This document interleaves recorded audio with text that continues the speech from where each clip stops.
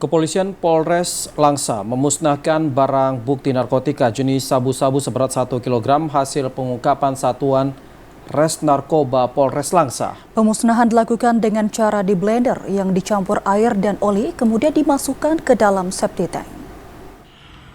Polisi Resor Langsa memusnahkan barang bukti narkotika jenis sabu seberat 1 kg hasil pengungkapan Satuan Res Narkoba Polres Langsa.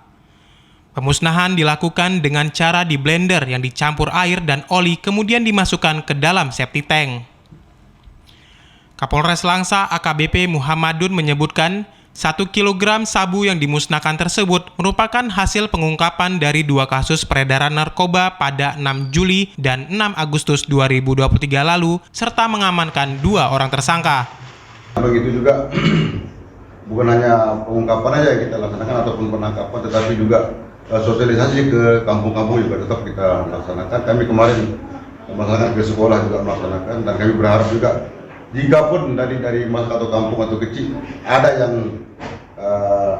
bermohon untuk melaksanakan sosialisasi ini, kita siap untuk melaksanakan kegiatan sosialisasi tersebut. Kapolres menambahkan, selain melakukan pengungkapan, polisi juga melakukan sosialisasi ke masyarakat dan sekolah sebagai upaya mencegah dan memberantas peredaran gelap narkoba. Dari Langsa, Mulyadi, TVRI Aceh melaporkan.